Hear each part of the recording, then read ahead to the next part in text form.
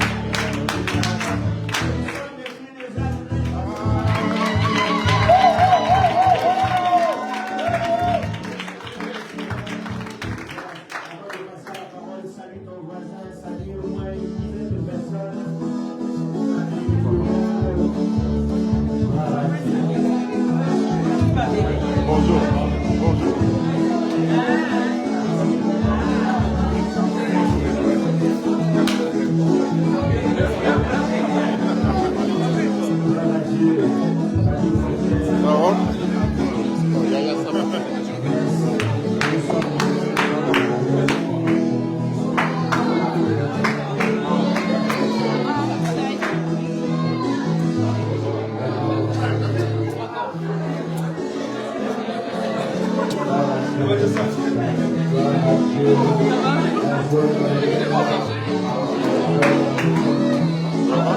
là, bon.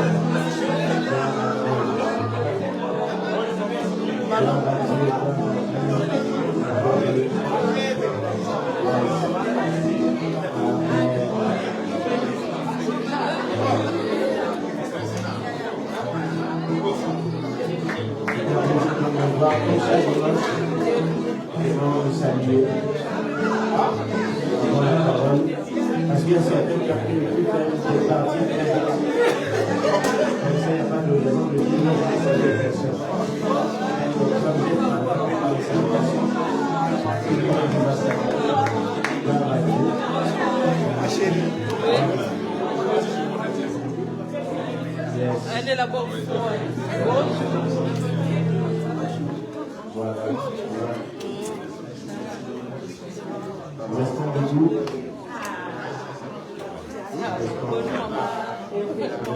Nous allons.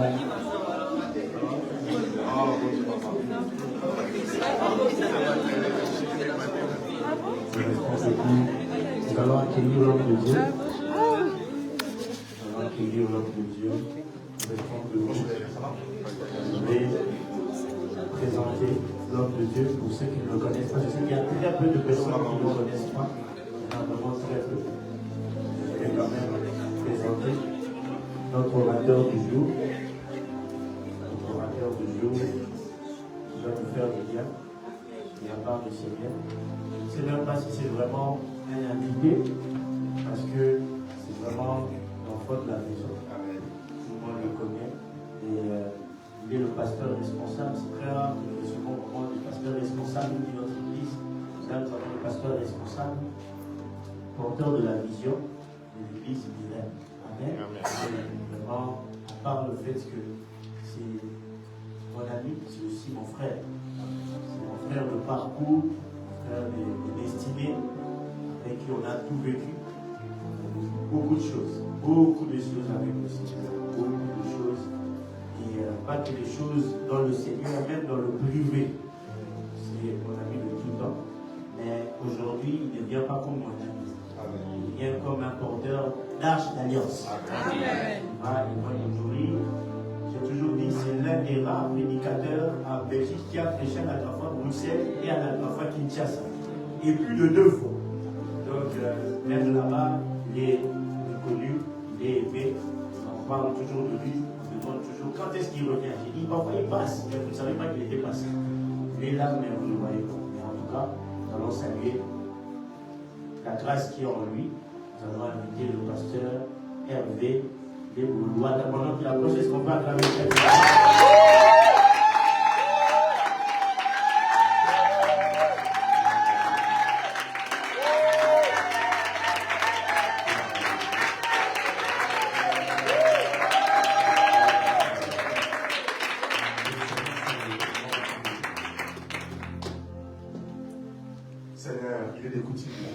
qui suis-je pour transmettre ta parole?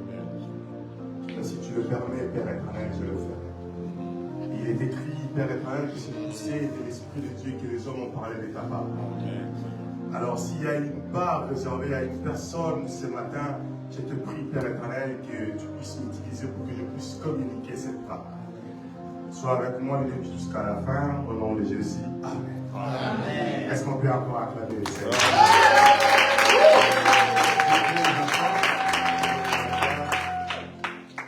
Je commence à dire un grand merci. Je commence par les patriarches. Merci beaucoup, patriarche. Notre préfet de discipline, les contrôleurs spirituels et en même temps physiques. Celui qui vient attester. L'apôtre Paul dit, vous êtes le fruit de mon apostolat. Vous pouvez attester. Si les autres ne croient pas, mais vous pouvez attester parce que vous nous avez vu servir. En tout cas, merci beaucoup, patriarche, pour l'opportunité. Merci beaucoup à Pasteur Yoshua. Merci à tous les hommes de Dieu et servants de Dieu qui travaillent dans l'équipe La Graffoire. J'avais voulu vous recevoir aujourd'hui. Que le Seigneur vous bénisse abondamment. Dis à ton voisin, on va finir à temps. Ne t'inquiète pas pour ça. Si on a l'habitude de finir à 12h, alors à 12h on sera à l'heure. Amen. Amen. Je Je vais parler sur un sujet que, pour moi, c'est une particularité. Quand je parle, je mets mon affection dans ça, c'est la famille. La famille, c'est l'unité de mesure de la réussite de la vie. Amen. Si tu réussis en tout et tu n'as pas réussi dans la famille, tu as échoué. Tu peux avoir des millions, tu peux avoir la grandeur, la renommée, mais si tu n'as pas réussi la famille, tu as échoué. Amen. Et raison pour laquelle je vais parler peut-être en 2 ou 3 langages, en même temps en parlant avec le parent, en même temps en parlant avec les enfants, en même temps de parler avec l'Église. Pour que nous puissions nous comprendre. La Bible dit que quand Dieu a créé le monde, il a créé l'univers, il a commencé à poser des choses. Ce qui m'intéresse, quand Dieu a voulu créer la famille, Dieu s'est rassuré qu'il fallait que tout ce que la famille aura besoin soit d'abord créé avant de créer la famille. Amen. J'aimerais dire à une famille, le problème qui est en train de traverser aujourd'hui n'ont pas été créés avant la solution qui a précédé le problème qui est connu maintenant. Donc, peu importe ce que vous êtes en train de vivre dans votre famille, rassurez-vous qu'il y a une solution que Dieu avait déjà prévue. Amen.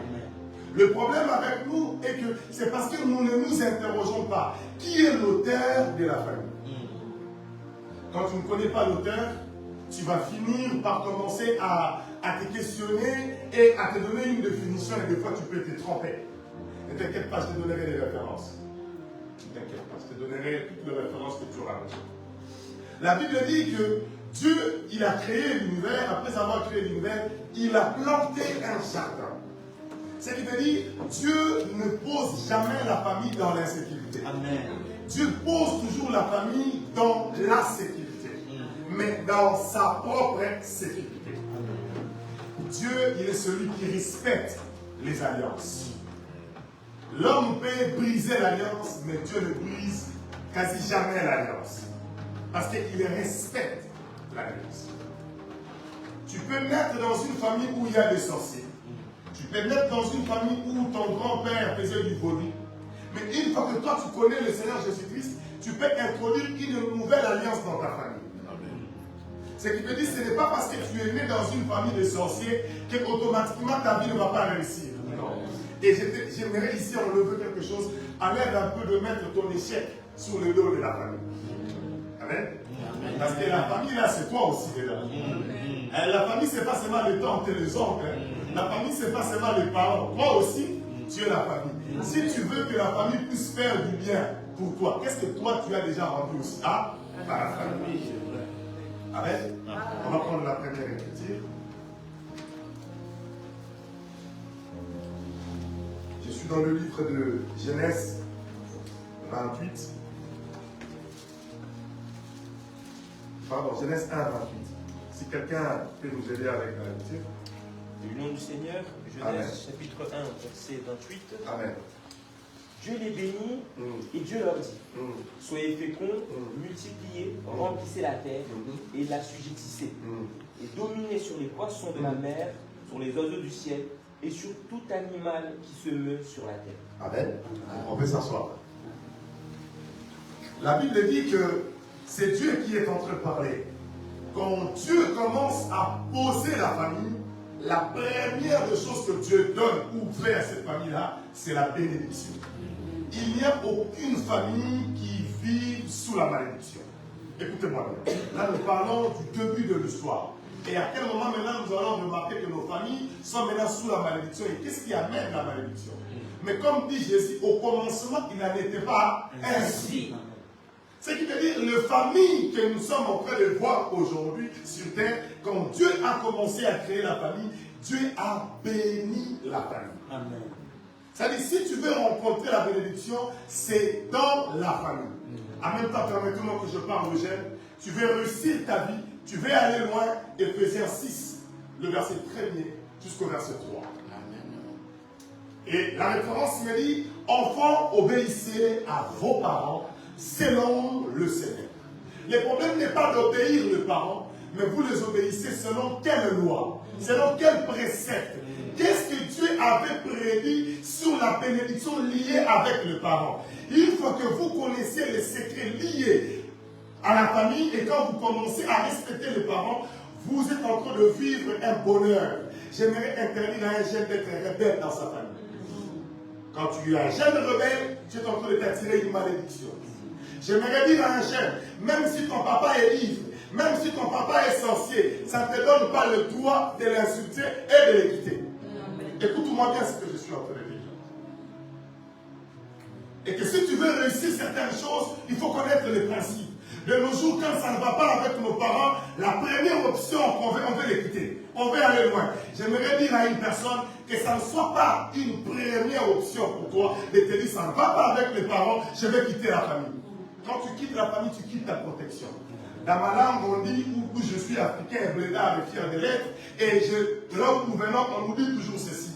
Si tu quittes la famille, un jour on te posera la question d'où tu viens. Car chacun de nous représente une famille.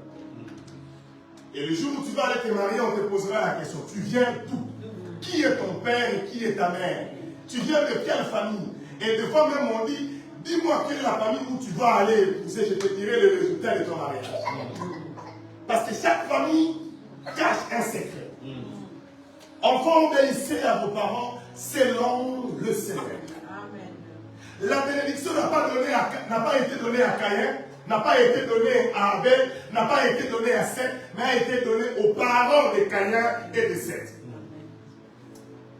Il faut que vous commenciez à vous éloigner de la loi de Dieu, vous vous introduisez vous-même dans une malédiction où Dieu ne sait plus vous protéger. Amen, l'Église. Amen. Ce qui veut dire que la famille, c'est l'histoire de Dieu. C'est l'histoire de Dieu. La famille, ce n'est pas l'histoire de quelqu'un d'autre. Même nous qui sommes les hommes de Dieu, la Bible dit, celui qui veut tenir une église, il doit être capable de tenir sa maison, donc sa famille. C'est l'unité de mesure. La vraie chrétienté, on ne la découvre pas à l'église. On la découvre dans la famille. Ici, tu peux être frère et sœur. Alléluia, alléluia. Tout le monde est fier de toi. Mais c'est dans la famille où les gens se disent, toi, tu ne cesses de me faire plaider. Ça ne sert à rien d'être une bonne chrétienne à l'église et être un mauvais enfant dans la famille. Ça ne sert à rien. Ça ne sert à rien d'être un bon père à la maison, une très bonne maman à l'église, mais la méchante, celle qui divise, celle qui calomnie les autres à la famille, c'est bien toi. On ne peut pas trouver dans la même bouche la bénédiction et la malédiction. Il ne faut pas être tantôt tu es enfant de Dieu, tantôt tu ne l'es pas. Fais le choix. Soit que tu restes enfant de Dieu et tu vis dans la loi de Dieu, soit que tu restes dans le monde et tu vis dans la loi du monde. Qu'on ne trouve pas l'immélo entre nous. La famille, j'y tiens. Et j'aimerais dire encore ici, assez souvent, que quand nous venons dans la foi chrétienne, j'aimerais tuer une mentalité. La mentalité de où nous les enfants, nous donnons le droit des fois de juger nos parents. J'aimerais dire, attention, il y a une histoire dans la Bible où un parent était ivre. Et dans cette ivresse, il est resté sans habit. Les enfants se sont moqués. Et en se moquant, il y a une malédiction qui a été liée à elle. Les erreurs des parents ne te donnent pas le droit de les juger. Est-ce que les jeunes peuvent me dire Amen? Amen. Oui, mon père, moi je ne comprends pas. Oui, il ne peut pas me parler comme ça. C'est ton père que tu dis qu'il ne peut pas te parler comme ça. Tu as réussi ces droits et ces kilos de qui? Cette loi, elle n'est pas une loi des enfants de Dieu. La rébellion n'est pas notre identité. Nous ne discutons pas avec nos parents. Nous n'échangeons pas avec nos parents. Nous obéissons nos parents selon le Seigneur. Amen. Tu peux m'aider avec la lecture d'Éphésiens 6, 1 à 3? Je vais retourner aussi encore dans Genèse. Ne vous en faites pas. J'avais dit que je vais utiliser au moins 3 langages. Là, je suis d'abord avec le Genèse. Éphésiens 6, 1 jusqu'au verset 3. Quel dit l'Écriture? Éphésiens 6, de 1 à 3. Enfants, obéissez à vos parents, selon le Seigneur, car cela est juste. Honore ton père et ta mère, c'est le premier commandement avec une promesse, afin que tu sois heureux et que tu vives longtemps sur la terre. Tu peux t'asseoir. Tu veux vivre heureux? Tu veux vivre longtemps? Les secrets sont là dans la famille. Enfants, obéissez à vos parents selon le Seigneur, car cela est juste. Honore ton père. Je ne veux pas entrer dans le détail. Quand on parle d'honorer, dans l'honneur, il y a l'oubli de soi et la présentation de l'autre. Quand on honore une personne, on s'oublie. Prenons un exemple. Si aujourd'hui la sœur Merveille doit se marier, on doit l'honorer, on va s'oublier. On va tout mettre en jeu pour qu'elle soit honorée. On ne va pas regarder notre temps. S'il faut qu'on puisse prendre le taxi, on va prendre le taxi. S'il faut qu'on puisse aller acheter des robes, on va aller acheter des robes. S'il faut qu'on s'habille bien, parce qu'on veut quoi? On veut l'honorer. J'aimerais poser des questions. Tout ce que nous sommes en train de faire là, qu'est-ce qu'elle gagne? On va aller acheter ceci, on va aller prendre le taxi, on va aller prendre... Dans l'honneur, il y a l'oubli de soi, mais il y a la présentation de l'autre. Je suis en train de faire ceci, j'accepte de payer les prix, mais en tant que ma sœur soit honorée. Amen. Comme tu ne comprends pas encore sur la notion de l'honneur, et au-delà de l'honneur, il y a les honoraires aussi. Apprenez à bénir vos parents, mes frères et sœurs. Tu te réveilles un matin, tu prends 50 €, tu dis maman, tu achètes au moins du lait. Ce n'est pas seulement aux parents, c'est moi qui dois vous donner. Toi, tu es là, tu es là calme. Moi, mon argent, non. J'aime souvent le dire. Il est de droit que Jacob puisse te nourrir, mais il est de la responsabilité que Joseph aussi puisse nourrir Jacob. Amen. Il est de droit que Jacob doit te nourrir, mais il est de la responsabilité de Joseph de prendre aussi Jacob en charge. Amen. Un parent peut avoir 8 enfants et il va prendre soin d'eux. Mais une fois que le parent commence à devenir vieux, le 8 là ne sont pas capables de prendre 2 personnes en charge. Pendant que les 2 personnes étaient capables de prendre 8 en charge. Frères et sœurs, la notion de la famille, et quand Dieu nous demande de mettre l'accent sur ces choses, c'est parce qu'il veut nous amener à comprendre quelque chose.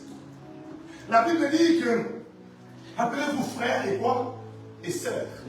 J'aime bien cette appellation. Moi, ça m'intéresse cette appellation de frères et sœurs. Mais on va revenir.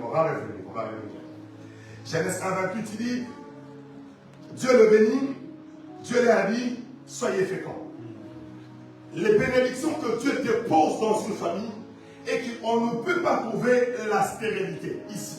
La stérilité ne veut pas dire le manque d'enfants, mais le manque de production. Vous ne pouvez pas être dans une famille et ne pas progresser, et ne pas aller de l'avant. Dieu a béni, après avoir béni, il a dit vous devez être féconds. Ce qui veut dire que tout ce que toi tu dois faire doit réussir. Tu as l'obligation de réussir. Tu n'as pas besoin de chasser les démons, tu n'as pas besoin de frapper les diables, tu n'as pas besoin de consulter je ne sais pas moi qui. Si tu restes dans la protection de Dieu, dans ta famille, Dieu te bénira. Amen. Mais attention, dans la famille, il y a 2 ordres. Il y a 2 désordres. Ce n'est pas des désordres. Hein. Donc il y a 2. Ah, voilà. Mais quand tu fais la liaison, ça va faire comme si désordre. Non, ce n'est pas désordre. Hein? Donc il y a 2 ordres. On va faire comme ça. Le premier, c'est celui, papa il connaît l'aîné jusqu'au cadet.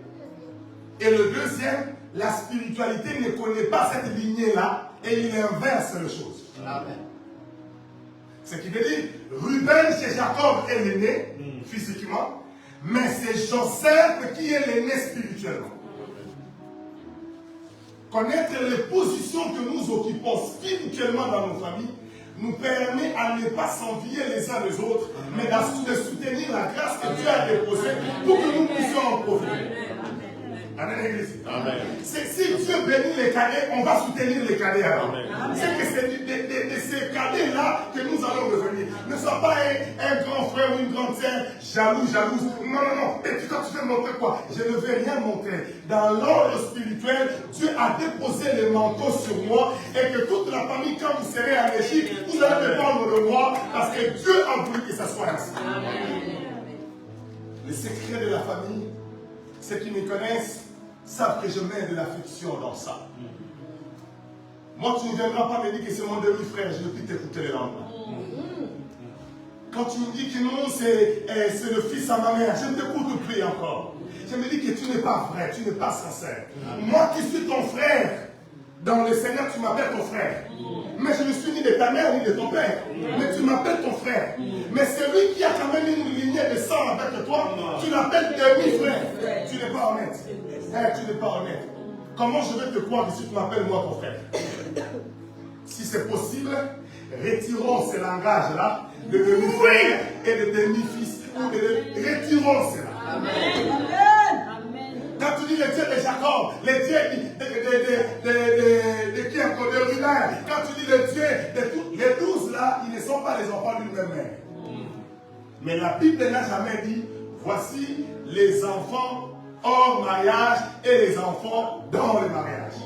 Oh, je vais dire à une personne, un enfant reste un enfant et un enfant est une bénédiction, peu importe les conditions de papa et maman. Amen. Amen. Église, comprenez que dans l'affaire de famille, Dieu met son cœur dans cette histoire de famille. Voilà pourquoi j'aimerais dire à une personne que je vais évoluer, où Dieu dit, non pas seulement, il dit que soyez féconds, il dit multipliez. Multipliez, remplissez la terre. Il commence à donner non pas seulement les directifs, non pas seulement donner des choses qu'on doit trouver, mais à la fin il dit vous devez assujettir, vous devez dominer, vous devez posséder, vous devez être autoritaire, vous devez être au-dessus, mais vous ne devez pas être submergé par les problèmes, mais c'est vous qui devez dominer les problèmes. Ma Bible me dit ceci, c'est la vision de l'Éternel qui enrichit, qui ne se fait suivre d'elle. C'est la bénédiction de l'Éternel qui enrichit, qui ne se fait suivre d'aucun chagrin. Dis à ton ami, attention. La bénédiction n'est pas le matériel. La bénédiction est la disposition de ton cœur et de ton âme. Si Dieu donne à Pasteur Yoshua une Ferrari, et moi il me donne qu'une Mazda, je bénis le Seigneur et je n'aurai pas de chagrin. Amen. Des fois, nous faisons des prières à l'église, des prières comparatives. Ce qui veut dire, Seigneur, tu as béni mon frère, pourquoi pas moi? Non. Est-ce que je suis dans le même ordre spirituel pour être béni comme cette personne? Non. Le jour que tu commences à comprendre ces choses, tu ne vas plus envier. Tu vas être, c'est la mission d'Éternel qui enrichit, qui ne se fait sur aucun chagrin. Vous voulez que je donne un secret? Oui. Je suis pasteur de l'église. Mais si j'ai 2 membres, je suis tellement fier. Amen. Que tu aies 5 000, ça c'est pas mon problème. Que tu aies 10 000, ça c'est pas mon problème. Amen. Tout ce que je sais est que le 2 là, c'est ce que Dieu a voulu que moi je puisse encadrer. Amen. Donc quand je verrai un autre homme de Dieu, on va le présenter homme de Dieu. Moi aussi je vais me présenter comme étant homme de Dieu. Amen. Amen. Je ne serai pas en train d'envier la renommée de l'autre. Parce qu'à force d'envier, on s'égare. Ça, c'est vrai, c'est la vérité. C'est la vérité. Église, papa, j'aimerais que je puisse me marier comme l'autre s'est marié. J'ai toujours donné l'exemple de mon épouse. Tu as été enfant unique de tes parents. Donc, pour que tes parents te donnent $300 pour aller acheter une robe, c'est facile, tu es enfant unique. Mais un parent qui a 8, qui a 4, qui a 5, lui ne doit plus sortir 100 €, doit sortir 500. Mais tu vas voir, c'est celui qui est dans la famille de 8 enfants ou 5 enfants là, qui dit à son père, regarde, tu n'as pas vu le papa de Rachel, il a acheté, le papa de Rachel n'a qu'une seule fille. Et toi, ton papa, toi, en a 5. En termes de dépenses, ce n'est pas pareil. Des fois, vous entrez dans un complexe de comparaison, c'est parce que vous ne savez pas ce que les parents des autres gagnent par rapport à vos parents. Ah, on n'est pas en Afrique. J'aurais dit que les prix que les parents paient pour nous donner la vie que nous avons, on ne le comprend que le jour où on devient parent. Tant que tu n'es pas encore parent, tu ne vas pas comprendre certaines choses. Tu ne vas pas comprendre certaines choses. Mais le jour où tu commences à comprendre, Tu vois, maintenant que tu as un enfant, dormir, ça devient difficile. Hein? Il faut économiser pour l'aider. Hein? Ah, il faut trouver la crèche. Hein? Ah, il faut maintenant élever cet enfant. Hein? Il faut maintenant l'éduquer. Hein? Maintenant, il faut... C'est là que tu peux te dire, personne ici ne peut nous donner les prix, même les parents eux-mêmes, le montant exact qu'ils ont investi en nous pour que nous puissions être ce que nous sommes aujourd'hui. Alors ces personnes-là méritent respect et considération. Il faut respecter les parents. Il faut les honorer. Il ne faut pas jouer avec les parents. Des fois, tu vas voir, moi, je vais voir un parent, il accepte d'être technicien. En français aussi, c'est bien. On aime bien valoriser le travail. Et ça, j'aime bien. On dit, le papa, il est technicien de surface. Donc, il est technicien de surface. Mais le papa qui fait ce métier, c'est pour nourrir sa famille. Amen. Il oublie son honneur. Amen. Il oublie sa fierté. Pour lui, ma maison doit manger. Mais toi, c'est parce que ton papa est technicien de surface, tu as honte de le présenter. Moi, jamais j'aurais honte de présenter ma mère. Qu'elle soit la plus moche, je vais la présenter, c'est ma mère. Qu'elle soit la plus pauvre, je vais la présenter, c'est ma mère. Mais toi, tu caches. Peut-être que tu nous présentes même ta tante comme étant ta mère, mais ce n'est pas ta mère. Parce que Dieu complétait le visage de ta maman. Dieu s'est choisi cette voie-là pour que toi tu sois béni. Et si tu ne reconnais pas cette source, tu bloques ta bénédiction. Amen. Oh, toujours dans Éphésiens, comme vous descendez plus tard, la Bible me donne l'appui en me disant, parents, n'héritez pas vos enfants. Ce qui veut dire, on donne aussi la responsabilité que chers parents, ce n'est pas parce que vous êtes parents que vous avez le droit à tout faire. Amen, l'Église. Amen. Chers parents, vous avez aussi des responsabilités d'éduquer les enfants. Mais en même temps, je me dire à un parent, l'éducation de foi n'est pas un livre où on donne à nos enfants pour lire tous les jours. L'éducation, c'est ce que nous faisons devant nos enfants. Amen. Qu'est-ce que tu fais comme étant parent devant les enfants? Amen. J'ai eu une conversation avec, je vais le dire comme ça, avec une de mes filles. J'ai été très choqué. C'était hier. Elle dit, papa, moi je ne veux plus me marier. Et pourquoi tu ne veux plus te marier? Tu es encore jeune, et puis tu parles de mariage à 16 ans. Je dis, non, en tout cas, moi, le mariage ne m'intéresse pas. Il dit, mais quelle est la base? Pourquoi tu dis ça? Il dit, non, je pense que la solitude est une bonne chose. Je dis, comment ça? J'ai 16 ans, la solitude, 16 ans. Il a 16 ans. D'abord, penser le mariage, c'est quand même compliqué. Mais mettre déjà une conclusion que tu ne vas pas te marier, ça devient encore trop compliqué. Et la réponse m'a fait couler là. Il dit, papa, je n'ai pas de modèle de mariage. Quand je vois les tatas, elles sont seules. Quand je vois maman, elle est aussi seule. Alors ça sert à quoi de me marier? Chers parents, on a une responsabilité. Ne brise pas une relation avec beaucoup de facilité parce que toi, ça ne te va pas. Pense aussi aux enfants. Pense aussi à eux. Parce qu'eux, ils sont traumatisés et ils se disent, papa n'est pas là, maman n'est pas là. J'ai toujours dit, j'insisterai. Un enfant qui a grandi avec l'absence d'un des parents, cet enfant il dit, est un problème. Même si l'enfant ne va pas accepter. Mais l'enfant a un problème. Il y a un manque. Il y a un déséquilibre. Dieu a voulu que ce soit Adam et Ève pour éduquer les enfants. Dieu n'a pas voulu que ce soit juste Adam ou juste Ève. Mais mon rôle n'est pas de condamner les parents qui sont dans une famille décomposée. Non. Mais de vous responsabiliser. Et aux enfants qui êtes dans une famille décomposée, soutenez vos parents. Moralement, ça ne va pas. Même quand les parents vont vous donner l'impression que tout va bien. Un parent ne dort jamais tranquille quand il doit savoir, ici, Brigitte est avec moi. Mais est-ce que Mélanie a mangé? C'est pas facile ça pour un parent. Un parent qui doit savoir que j'ai des enfants qui sont ici en Europe et d'autres enfants qui sont restés en Afrique. Est-ce que ceux qui sont en Afrique ont mangé? Vivre avec ces kilos-là, c'est pas facile.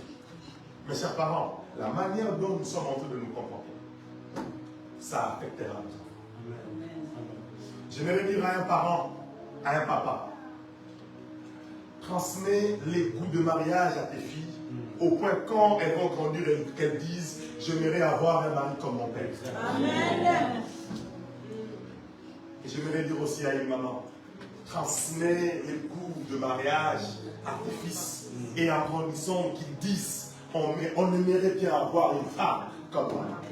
Mais de nos jours, il y a l'inverse, où les enfants disent moi je ne peux pas avoir un père comme mon père.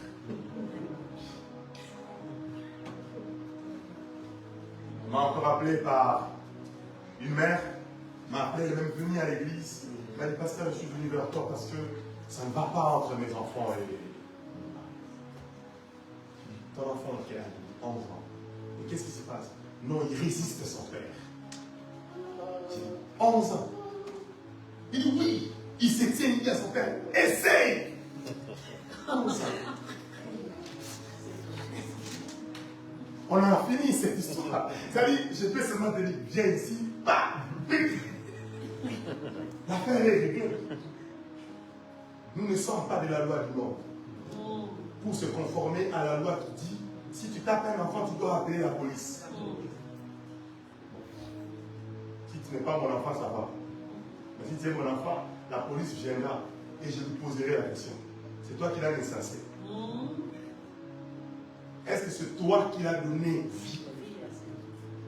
Ou c'est toi qui dois m'apprendre à éduquer mon enfance? À l'école, les frères et sœurs, on ne vous éduque pas, on vous donne l'instruction.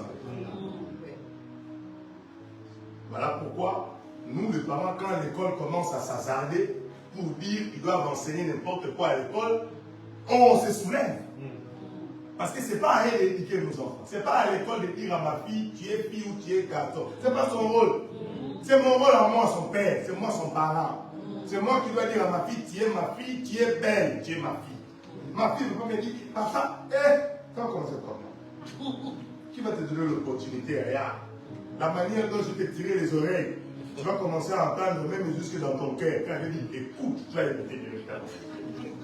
Voilà pourquoi la Bible dit, instruis ton enfant dans le voie de l'Éternel. Amen. Et quand il grandira, il ne va pas s'en détourner. Il restera dans ces choses. Amen. Je vais aller vite. Il dit remplissez la terre, la sigétisez et dominez sur tout. Voilà, on avait déjà parlé de ça. Est-ce qu'on peut prendre Genèse 1 toujours, le verset 26? On monte un peu. On monte un peu. Le nom du Seigneur. 1. Puis Dieu dit, faisons l'homme à notre image, selon notre ressemblance, et qu'il domine sur les poissons de la mer, sur les oiseaux du ciel, sur le bétail, sur toute la terre, et sur tous les reptiles qui rampent sur la terre. Amen. Amen. Dieu veut que la famille ait l'image de Dieu. Vous savez, on chante ces cantiques. Tu es le papa le plus responsable. Donc ce n'est pas seulement un cantique. Des fois, il y a des cantiques où, quand tu l'écoutes, tu retires la mélodie, tu prends les paroles, tu les retires. Tu es le papa le plus responsable. Amen. Amen. Tu es le papa le plus responsable. Il est le plus responsable en quoi? Quand je manque, il est le papa le plus responsable. Quand je pleure, il est le papa le plus responsable. Quand je suis dans l'inquiétude, il est le papa le plus responsable. Je sais que mon Rédempteur, c'est lui. J'aimerais dire à une personne, tu peux ne pas avoir l'assurance du présent, mais ne perds jamais l'assurance du lendemain. Le présent peut te faire douter, mais que ce que tu es en train d'espérer dans le futur devienne ton assurance. Or, la foi est une ferme assurance. Est-ce que des choses qu'on a? Non. Mais des choses qu'on espère. C'est-à-dire que mon assurance n'est pas sur le présent, mais c'est sur le lendemain. Amen. Je sais que le Seigneur finira par agir. Alors, je commence à aller vers la fin. Je vous avais dit qu'on va finir à 22 heures. Voici ce que je verrai dire à une personne. Je vais te dire que quand Dieu a créé Adam et Ève, Dieu a voulu que cet équilibre soit entre le couple. Si vous êtes en couple ici, vous devez savoir que la charge spirituelle ne doit pas être déposée auprès d'une seule personne. La charge spirituelle doit être soutenue par les deux. Tu ne dois pas dire, moi comme je ne prie pas, ma femme prie, ça va. Non, tu seras une porte d'entrée. Si ma femme prie, moi aussi je dois prier. Si mon mari prie, moi aussi je dois prier. Pourquoi? Parce qu'il est très avantageux d'avoir un bon partenaire dans la prière que d'avoir une personne qui a une bonne conversation. Amen. Il y a des liens et des esprits qui sont posés dans nos familles qui ne partent pas par des simples conversations, mais qui partent par la puissance que nous dégageons dans la spiritualité. Et j'aimerais toujours dire que il est presque un peu difficile pour moi quand je prêche que je ne puisse pas toucher à la prière, peu importe la prédication. Mais ici, si tu veux faire réussir ta famille ou changer la lignée de ta famille, et c'est que quand tu entres dans la protection de Dieu, tu commences à changer les destinées qui ont été déjà prédestinées dans la malédiction, mais tu commences à les effacer. Un homme qui entre dans la foi chrétienne, qui a Jésus avec lui, est en train de briser les lois établies avant son arrivée dans la famille. En fait, si mon clan, notre clan à nous, existe il y a 200 ans, ça c'est pas mon problème. Et que comme moi maintenant je suis aussi dans cette lignée-là, je peux arrêter une malédiction qui date de 200 ans. J'ai une possibilité avec la puissance de Dieu de retourner dans un passé plus profond ou lointain pour aller réparer des choses afin que l'avenir des autres soit garanti. Amen l'Église. Aussi, j'aimerais attirer l'attention. Comment prier pour sa famille? C'est de commencer à détecter les éléments qu'on trouve de négatifs presque dans la majorité des personnes de la famille. Je ne vais pas citer les noms de gens ici. Homme de Dieu, je connais une famille. Dans cette famille, il fallait avoir des enfants hors mariage. Alors il restait une. Et elle servait Dieu.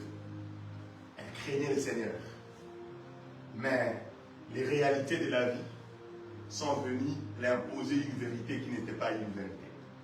À 37 ans, elle ne connaissait pas encore l'homme. Alors elle a commencé à avoir peur. Elle s'est dit non, sinon je risque de finir ma vie comme ça. À 37 ans, elle ne connaissait pas encore l'homme. Elle s'est conservée. Mais alors elle est tombée dans un piège. Une fois qu'elle est tombée pour la première fois directement, elle a été enceinte. Et après, elle s'est remariée. Non, elle s'est mariée, parce qu'elle n'était pas mariée, elle s'est mariée. C'est l'unique enfant qu'elle a. Il y a des lois qui pèsent dans nos familles. Si on ne sait pas détecter, on ne saura pas le combattre. Si tu souffres, exemple, je ne suis pas trop fort en médecine, je risque de dire quelque chose qui n'existe pas, mais je vais seulement parler de cette manière ici. Si tu souffres de la maladie C, et que toi tu es en train d'attaquer la maladie F, tu ne vas jamais guérir. On verra toujours la même situation dans ta vie. Ce qui veut dire qu'il faut atteindre un niveau spirituel pour détecter le problème de votre famille. Je veux dire comme un Africain, le problème. Connaître vos problèmes, tu dis, nos problèmes à nous, là, nos problèmes, c'est le problème que nous avons. Et moi, je le dis toujours avec exemple. Moi qui suis en train de vous prêcher, pendant une bonne période, je n'avais pas de conscience du mariage. Pas du tout. Moi, une femme, si elle parle, ça commence à me prendre la tête.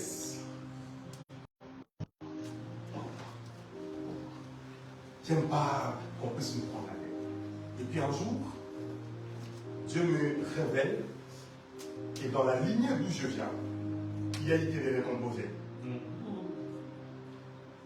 Mon arrière-grand-père a eu une famille récomposée. Ainsi de suite, ainsi de suite. Et quand j'arrive chez nous les enfants, oh, Je constate aussi que, en dehors de la lignée des parents, et tous ne sont pas restés dans le mariage, une famille recomposée. On dirait, nous aussi, on commence aussi à subir la même chose. Quand tu commences déjà à détecter le problème des liens dans votre famille, tu commences déjà à te sauver et tu as déjà gagné 80% du combat.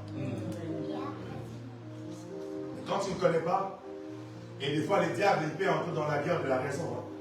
Et c'est dans la guerre de la raison que tu vas justifier la position. Tous les divorcés ont toujours une raison pour divorcer. Mais s'ils ne savent pas, le diable passe par le combat de la raison pour qu'ils divorcent. Parce que le diable sait que s'il part il prend une voie où toi tu ne sais pas te justifier, il va te donner une raison. Et j'aimerais dire à quelqu'un dans la famille, on ne combat pas dans la raison. Quand tu veux combattre dans la raison, tu vas perdre. Combat dans la compréhension. Quand tu comprends les liens, tu comprends la destinée d'une famille qui a été bloquée, tu n'entres plus dans le justification. Tu commences maintenant à établir une nouvelle loi. Tu dis parce que je suis heureux. Mais après, j'ai encore constaté que tous les aînés, quand tu es aîné, tu es instable. J'ai regardé l'aîné de la famille de mon père, instable. Il a 84 ans. Il n'a jamais travaillé. Prise en charge par ses frères et sœurs. Les autres, ses frères et tout ça, tous les enfants de mes... on va parler dans vos langages, de mes oncles paternels. Sinon, j'allais dire de mes papas. Comme ça allait vous compliquer, j'ai dit de mes oncles paternels. Sinon, moi, j'ai dit de tous les autres enfants de mes papas. Parce que je n'ai pas qu'un seul papa. J'ai plusieurs papas. Alors, tous les autres enfants de mes papas, et quand on regarde leurs aînés, instabilité. Quand je regarde aussi notre aîné, instabilité, je comprends que les aînés dans cette famille ont un combat. Et que mes aînés à moi, je dois payer les prix. Amen. Sinon, ils vont aussi se retrouver dans la même situation. Commence à demander à Dieu la révélation de ce qui bloque votre progression. Il y a peut-être des combats où on vous limite. Quand vous commencez à étudier, tu vas être là, tu es en bonne santé. Quand seulement tu prends la résolution de t'inscrire, la maladie commence. C'est que votre combat est à ce niveau-là. Les jours où l'un de vous va traverser les problèmes de diplôme, il va introduire une nouvelle saison dans la famille et que toute la famille sera bénie parce que lui a vaincu ce combat. Alors, permettez-moi l'expression. Il y a des personnes qui doivent bouleverser les calendriers de la famille. Amen. Et ces personnes-là, ils doivent payer les prix pour tous. Ne demande pas pourquoi c'est moi qui dois prier. Dieu veut que ça soit toi, pour qu'à travers toi, Joseph, que toute la famille vienne être libérée. Quand tu comprends que tu ne pars comme tout le monde, alors tu ne combattras pas comme tout le monde. Amen. J'aimerais dire aussi encore à un enfant. Je vais parler non pas seulement de Joseph, mais je parlerai aussi de David. J'aimerais parler à Joseph. Joseph, écoute-moi. Tu as une grande destinée. C'est toi qui vas changer l'histoire de ta famille. Joseph, c'est toi qui as réussi le rêve. Quand tu te vois grand. Mais la grandeur a un prix à payer. Tu ne seras pas grande, tu ne seras pas grand sans payer les prix. Les prix à payer pour que tu puisses amener aussi la famille dans la grandeur. Mais je clôture avec David. Davina, je clôture avec vous. J'ai fait avec David. Vous avez dit qu'on va finir avant 12 heures. Alors, David, écoute-moi. Je t'interdis, David, de transmettre l'héritage que toi tu as reçu à tes enfants. Davina, écoute-moi. Je t'interdis de transmettre l'héritage que toi tu as reçu de ton père. Ton père est un laboureur. Mais toi, David, tu tu as un roi. La destinée de David n'est pas la destinée de Salomon. Si le papa de David était un laboureur, le papa de Salomon est un roi. Mais le problème est la position de David. Si David comprend que je ne dois pas léguer l'héritage reçu et que je dois léguer un nouveau départ, il se battra pour donner ce nouveau départ. Mais le David là, c'est toi. Et la Davina là, c'est toi. Oh, j'aimerais dire à une personne, comme je le dis toujours, je ne donnerai pas l'héritage à mes enfants ce que mes parents m'ont donné. Je donnerai les centimes. Je donnerai plus que ce que mes parents m'ont donné. Si je suis le fils d'un fonctionnaire de l'État, mes enfants ne sont pas déjà les fils d'un fonctionnaire de l'État. Mes enfants sont déjà les enfants du pasteur. On n'a pas déjà la même destinée. Moi, je suis l'héritier d'un fonctionnaire de l'État et ils sont déjà les héritiers d'un fonctionnaire céleste. Amen. Amen, Église. Amen. Et que ce que moi je suis en train de léguer à mes enfants dépend de moi, ne dépend pas de mon père. Amen. Je vais dire à une personne, à un parent, et que parce que tu es né, la famille pouvait faire ce qu'ils ont envie de faire sur toi. Mais ils n'ont pas le droit de faire ce qu'ils veulent sur tes enfants. Parce qu'entre toi et tes enfants, il y a toi. On ne peut pas les toucher sans toi. Si quelqu'un vient toucher le pasteur Yoshua, c'est que les parents ont donné la permission de les toucher. Amen. Et j'ai pris Dieu pour que le papa de David ne meure pas. Lui qui n'a pas été dans la lignée royale, mais qu'il voit comment son fils va l'introduire dans la lignée royale. Amen. Si tu es né dans une famille pauvre, qu'aucun membre de ta famille ne meure. Qu'il voit comment à travers toi, tu vas introduire une nouvelle saison de bénédiction dans la famille. Amen. J'étais en train de faire une prière sans me rendre compte. Un jour, je disais ceci, pasteur Yoshua. Je disais, comment le pasteur Moïse se sent, lui qui est fils d'un homme de Dieu. Et puis je disais, lui, quand il peut prier, il peut dire, le Dieu de mon père, que mon père a servi. Et moi, j'ai dit à Dieu, au fait, moi, je n'ai pas la position de pasteur Moïse, mais j'ai la position de papa de pasteur Moïse. Parce que mes enfants vont prier comme lui est en train de prier. Amen. Moi, je ne prie pas peut-être le Dieu de mon père que Dieu a servi, mais mes enfants diront le Dieu de notre Père. Amen. Je vais dire à une personne que ce n'est pas un péché. Et d'ailleurs même, comme j'aime souvent le dire, ce n'est pas un péché que les gens disent le Dieu de ma mère. Amen. Le Dieu de mon père. Oh, quand tu deviens faible spirituellement, tu peux te mettre à genoux, tu dis Seigneur, si tu ne sais pas écouter ma prière, écoute celle de ma mère. Amen. Si tu ne sais pas écouter ma prière, écoute celle de mon père. Amen. Si tu ne sais pas écouter ma prière, écoute la prière de ma famille. Parce qu'il y a peut-être quelqu'un qui est en train de prier et moi je ne sais pas. Seigneur, si ma prière est faible, alors ensemble toutes les prières de ma famille et écoute ma prière. Amen. La Bible dit qu'il y a des parents qui ont prononcé des paroles et qui ont déclaré et qui ont été une bénédiction pour les enfants. J'ai prié Dieu que tes paroles sur tes enfants ou sur ta propre vie ne soient pas n'importe quoi qu'on parle. J'ai suivi une prédication, j'ai aimé ce que cet homme de Dieu a dit. La maman a donné le nom à Benjamin. Il a dit on va l'appeler Ben Oni, fils de ma douleur. Ça c'est la maman qui a donné le nom. Heureusement, le papa était vigilant. Il dit on n'appellera pas le fils de ma douleur. On l'appellera le fils de ma droite, de ma force. Et c'est ce qui a été Benjamin, des attributs plus tard. Il y a eu aussi Jaébet. Sa maman aussi a dit la même chose. Je l'ai conçu dans la douleur. Mais ce que j'aime, le papa de Jaébet n'était pas là, mais Jaébet elle-même. Elle a eu la révélation qu'elle a été conçue par la douleur. Elle a prié, elle a dit à Dieu, jusqu'à quand ma souffrance sera toujours continuelle.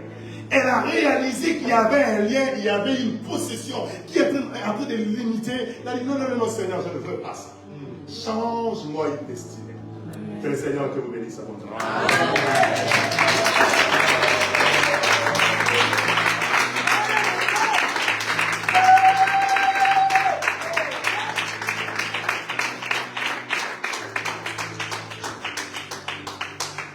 Alors, je t'invite à te mettre debout, à commencer à prier par rapport à ce que tu as entendu. Pendant que le piano monte, prie. Pendant que l'atmosphère est bonne, commence à prier. Pendant que l'atmosphère est bonne, commence à prier. Il n'y a pas de commentaire à faire, tout a été dit. Et selon ce que tu as reçu, et selon ce que tu as reçu, il doit changer par toi, ça passera par toi. Il y a des habitudes que nous devons arrêter. Nos parents, nos enfants, nos épouses, nos pères, nos frères, nos sœurs. Parce que la destinée a besoin qu'on puisse changer. Oh, il faut un Gédéon qui change sa destinée, la destinée de sa famille. Gédéon était le fils d'un sacrificateur de mal. Mais quand il aura ses enfants, on dit que ses enfants vont bénéficier, ils ont même eu 100 anneaux d'or venant de leur père Gédéon. Gédéon a amené quelque chose de nouveau en renversant les balles. Il faut une nouvelle destinée, une nouvelle lignée, ça passera par toi. Je pensais que tu allais me faire mieux que ça. Je pensais que tu allais me faire mieux que ça. Je pensais que tu allais me faire mieux que ça. Je pensais que tu allais me faire mieux que ça. Il y a une destinée qui dépend de toi. Une destinée qui dépend de toi. Père, il y a une destinée qui dépend de moi. Père, que je donne à tes à quelque chose de plus grand.